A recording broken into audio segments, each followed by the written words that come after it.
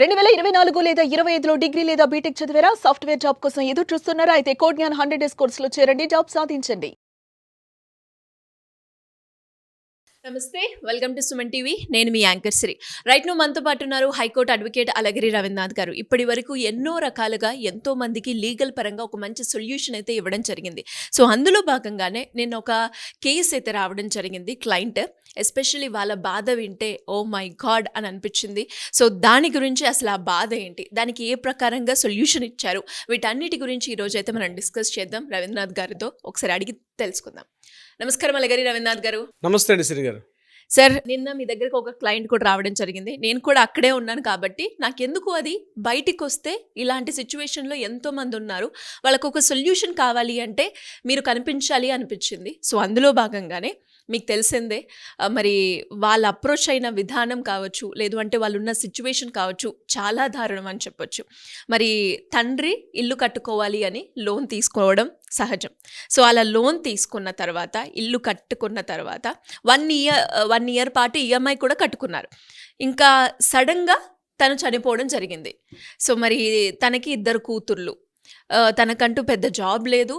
మరి ఒకవేళ ఇప్పుడు కనుక ఇల్లు ఈఎంఐ కట్టుకోకపోతే ఇల్లు స్వాధీనం చేసుకుంటానని ఒకవైపు బ్యాంకుల నుంచి, మరి నాకు వచ్చిన జీతంతో ఇంటి అవసరాలకి నా ఖర్చులన్నీ పోతూ ఉన్నాయి, నేను ఈఎంఐ కట్టలేకపోతున్నాను, నా చెల్లి చూస్తే నాకన్నా చిన్నది, అండ్ అమ్మ హౌస్ వైఫ్, ఏం చేయలేని పరిస్థితి. ఇప్పుడు ఇలాంటి సిచ్యువేషన్, ఇటు నేను ఇల్లును వదులుకోలేను, ఈఎంఐ కట్టుకోలేక ఉందాము అంటే అక్కడ నాకు అలాంటి ఆప్షన్ కూడా లేదు. ఎలా సాల్వ్ చేయాలి, లీగల్ పరంగా ఎలా ముందుకెళ్ళాలి అని నిన్న మిమ్మల్ని అప్రోచ్ అవ్వడం జరిగింది. మీరు ఎలాంటి సొల్యూషన్ ఇచ్చారు సార్ దీనికి? అండ్ దాంతోపాటు ఇలాంటి కేసులు కనుక మనం మాట్లాడుకుంటూ పోతుంటే ఇవన్నీ రియల్ లైఫ్లో జరిగే సంఘటనలు, వీటికి ఎలాంటి సొల్యూషన్ ఉంటుంది సార్? కరెక్ట్ అండి శ్రీ గారు. నిన్న అమ్మాయి వచ్చి మాట్లాడిన తర్వాత దీనికి సొల్యూషన్ లీగల్గా ఎలా తీసుకోవాలని నిజంగా అమ్మాయి చెప్తుంటే నాకే చాలా బాధ అనిపించింది. తండ్రి మంచి హోదాలో, ఒక గెజిటెడ్ ఆఫీసర్ హోదాలో తను జాబ్ చేసుకుంటూ తన 2 అమ్మాయిలకి ఆయన ఎప్పుడో కొనుక్కున్నారు, 25 ఏళ్ల క్రితం ఒక స్థలం కొనుక్కున్నారు. సో 2 అమ్మాయిలకి పనికొస్తుందని చెప్పి కింద ఒక పోర్షన్, పైన ఒక పోర్షన్, 2 పోర్షన్లతో అని చెప్పి ఆయన ఒక లోన్ అమౌంట్ తీసుకొని, సర్టన్ అమౌంట్ లోన్ తీసుకొని కన్స్ట్రక్షన్ చేశారు. కన్స్ట్రక్షన్ చేసి హౌస్ అంతా కంప్లీట్ అయిపోయింది. వాటికి రెంట్స్ కూడా పై పోర్షన్ రెంట్కి ఇచ్చారు, కింద పోర్షన్లో ఫ్యామిలీ మొత్తం అంతా ఉన్నారు. అయితే ఈలోగా ఏమైందంటే ఈఎంఐ కూడా చాలా పెద్ద మొత్తంలో ఉంది. సుమారుగా ₹1,00,000 పైబడి ఈఎంఐ అమౌంట్ ఉంది. తండ్రి గెజిటెడ్ ఆఫీసర్ ర్యాంక్ అవ్వడం వల్ల, ఆయనకున్నటువంటి పే స్కేల్ వల్ల ఆయన ఈఎంఐ పే చేసుకుంటూ వచ్చారు. తన 2 పిల్లలను కూడా చదివించడం కూడా జరిగింది. అయితే అనుకోని ఒక పెద్ద పరిమాణం ఏంటంటే ఆ యొక్క ఇంటికి ఈ పెద్ద దిక్కుగా ఉన్న తండ్రి గారు ఆలస్యంగా చనిపోవడం జరిగింది. చనిపోవడం వల్ల ఆ ఇంటికి పెద్ద దిక్కు కోల్పోతే ఆ ఇల్లు రోడ్డున పడాల్సిన పరిస్థితి వచ్చింది. ఒకవైపు బ్యాంకులో కట్టాల్సిన ఈఎంఐ చూస్తే చాలా పెద్దది అమౌంట్గా మిగిలిపోయింది. దాంతోపాటు ఆయన టాప్ అప్ అమౌంట్ కూడా తీసుకున్నారని చెప్తున్నారు అమ్మాయి.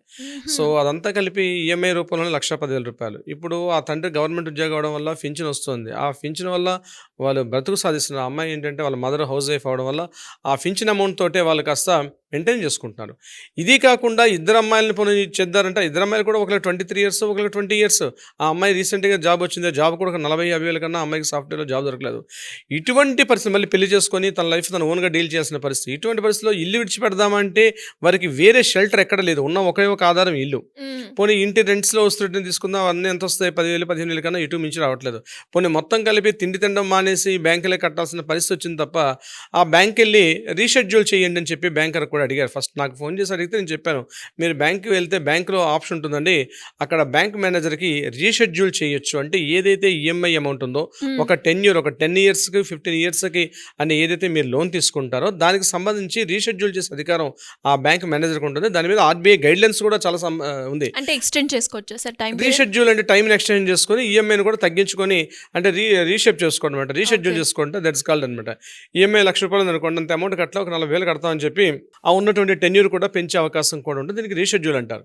ఇది ఆర్బీఐ గైడ్లైన్స్ ప్రకారం ప్రతి బ్యాంక్ కూడా చేయాల్సిన పరిస్థితి. ముందుగా ఏంటంటే ఈ లోన్ తీసుకునేటప్పుడు, ముఖ్యంగా హౌసింగ్ లోన్ ఇట్లాంటి లోన్స్ తీసుకునేటప్పుడు దానికి లైఫ్ కవర్ ఉంటుంది. అంటే లైఫ్ కవర్ అంటే ఇంటి యజమానికి ఏదైనా ఇట్లాంటి జరిగితే ఆటోమేటిక్గా ఆ అమౌంట్ అనేది మిగిలిన కింద వాళ్ళకి ఈఎంఐ కట్టాల్సిన అవసరం లేకుండా ఒక ఆప్షన్ ఉంటుంది బ్యాంకులో.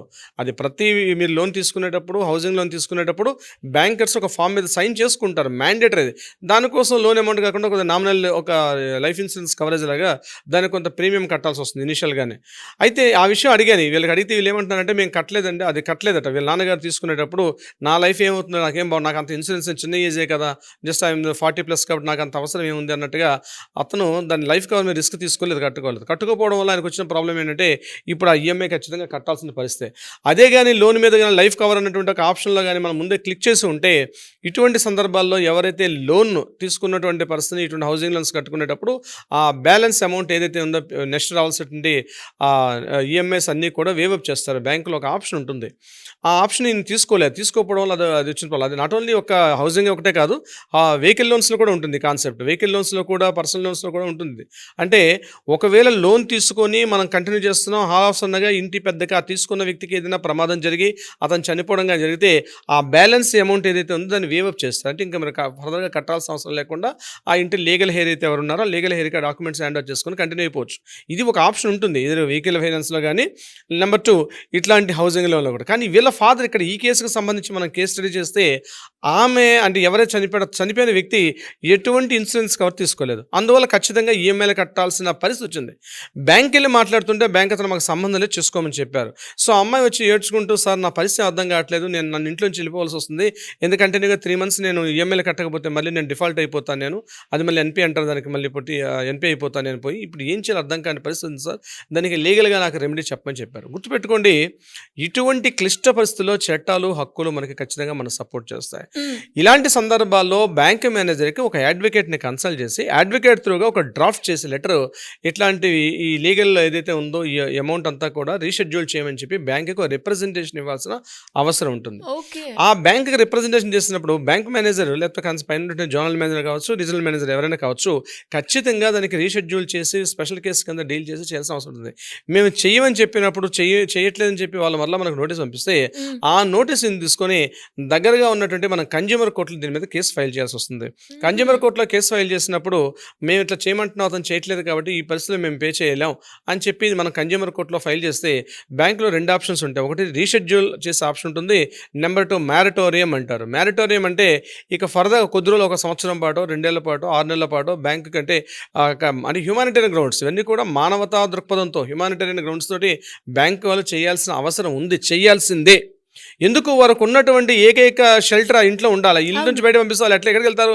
ఆర్టికల్ 21 ప్రకారం, అవునండి, ఆర్టికల్ 21 ప్రకారం ఆ ఇంటిని వేకెంట్ చేసుకుని బయటకు పడేసి రోడ్డు మీద పడేసి మన సినిమాలో చూస్తున్నట్టుగా ఆ ఇంట్లో వస్తువులు బయట పడేసి ఇంటి స్వాధీనం చేసుకుందామంటే అది కూడా పరిస్థితి కాదు. అంటే వీళ్ళు ఏం చేస్తారు, బ్యాంక్ ఆక్షన్కి వెళ్ళారనుకోండి, అప్పుడు మనం సర్ఫాసీ యాక్ట్ అని చెప్పి సర్ఫాసీ యాక్ట్ ఉంటుంది. ఆ సర్ఫాసీ యాక్ట్ కింద మనం దాన్ని 2003 యాక్ట్ ప్రకారం దాన్ని మనం కోర్టులో దాన్ని మనం ఛాలెంజ్ చేయొచ్చు. అంటే నేను పేమెంట్ చేద్దాం అనుకుంటున్నాను, నాకున్నటువంటి ఈ రకమైన ఫైనాన్షియల్ స్టేటస్లో కట్టలేకపోతున్నాను కాబట్టి బ్యాంక్ వాళ్ళు వచ్చి ఆక్షన్ చేసుకుంటుంటే ఆక్షన్ని అడ్డుదల చేసి నిలుపుదల చేసుకునే అవకాశం కూడా ఉంటుంది. అంటే ఏదేమైనప్పుడు కూడా ఇది ఇట్లా ఇంకా ఎప్పుడైతే మనకు వాళ్ళు ఇంకా బ్యాంకర్స్ వెళ్ళకపోతున్నారు అనుకోండి, ఇమీడియట్గా మనం కన్జ్యూమర్ కోర్టులో కేసు వేసుకోవడం, కన్జ్యూమర్ కోర్టు నుంచి సిటీ సివిల్ కోర్టులో దీని మీద సివిల్ కేసు కంప్లైంట్ చేసి దాన్ని ఆ బ్యాంక్ ఆక్షన్ని కొద్ది రోజుల పాటు మనం ఇంజక్షన్ ఆర్డర్ తీసుకొని ఆ బ్యాంక్ ఆక్షన్ని నిలుపుదల చేసే అవకాశం కూడా ఉంటుంది. అంటే ఇక్కడ పరిస్థితి కంటికి కనిపిస్తుంది, ఆ పిల్లలు రెంటల్ పే చేసిన పరిస్థితి, అంటే ఆ ఇంట్లోంచి ఈఎంఐలు పే చేయాలని పరిస్థితి, దాన్ని ఖచ్చితంగా bankers as per RBI guidelines ప్రకారం రీషెడ్యూల్ చేయాల్సిందే. చేయకపోతే ఒకటి ఇప్పుడు నేను చెప్పినట్టుగా బ్యాంక్ మేనేజర్కి మనం డైరెక్ట్గా లెటర్ ఫార్వర్డ్ చేసుకోవడం ఒకటో పార్టు, నెంబర్ 2 దాన్ని అథెంటికేషన్ తీసుకొని మనం సిటీ సివిల్ కోర్టులో దీని మీద ఇంజక్షన్ ఆర్డర్ తీసుకొస్తాం. కోర్టు బ్యాంక్ అంటే ఆ హౌస్ మీద ప్రాపర్టీ ఆక్షన్కి వెళ్ళినట్టయితే ఆక్షన్గా వెళ్లకుండా దాన్ని మనం ప్రాపర్టీ మీద ఇంజక్షన్ ఆర్డర్ తీసుకునేది ఒకటి ఉంది. ఇది కాకుండా సర్ఫాసీ యాక్ట్ ప్రకారం ఇట్లాంటి డిపిటీ యాక్ట్ అంటారు వాటిని, దాని ప్రకారం ఏదైనా ఇట్లాంటి ఆక్షన్ చేస్తే ఆక్షన్ నిలుపుదల చేయమని చెప్పి కూడా మనం చేస్తాం. ఈ యొక్క రెమెడీస్ అన్ని తీసుకుంటాం. ఇన్ని రకాల రెమెడీస్ తోటి ఖచ్చితంగా మనకి మారిటోరియం కొద్ది రోజుల పాటు, అంటే 1 year 6 months పాటు వస్తుంది.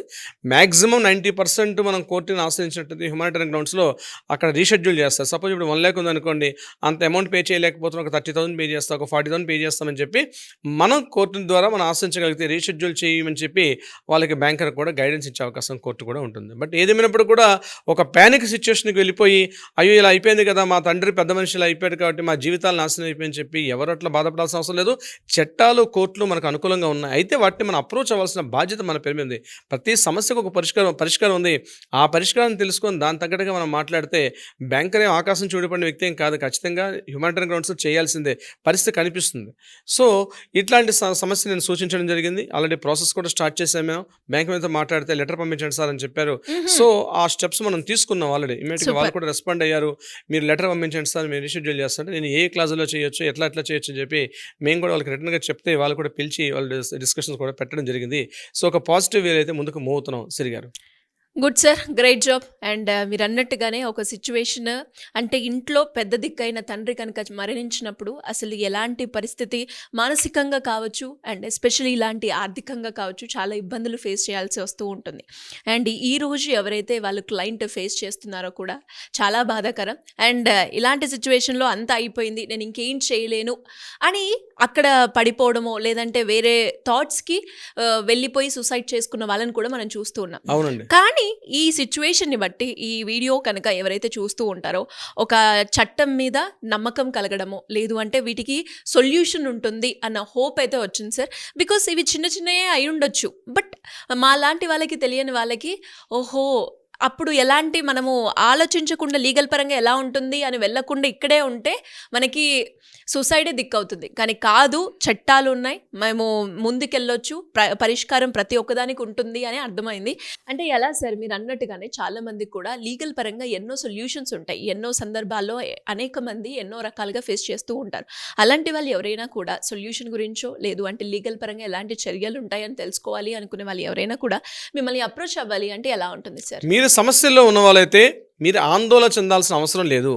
మీకు సరైనటువంటి న్యాయ పరిష్కారం కావాలంటే తప్పనిసరిగా కింద స్క్రోల్ నెంబర్ని కాంటాక్ట్ చేయండి. మన లీగల్ టీం మాట్లాడతారు, నేను డైరెక్ట్గా వచ్చి మాట్లాడతాను. బట్ ప్రైర్ అపాయింట్మెంట్ తీసుకోండి. మీ సమస్యకి సరైన పరిష్కారం తప్పనిసరిగా లభిస్తుంది. మీకు కావాల్సిన సలహా సంప్రదింపులే కాకుండా కోర్టుల్లో ఏదైనా వివాదాలు ఉంటే కూడా వాటికి కూడా పరిష్కారం చూపించే దిశగా అందరం కలిసి మనం ప్రయత్నించేద్దాం. తప్పనిసరిగా మన హక్కుల్ని మనం కాపాడుకుందాం. మనకు రాజ్యాంగం కల్పించిన హక్కుల్ని మనం కాపాడుకుందాం.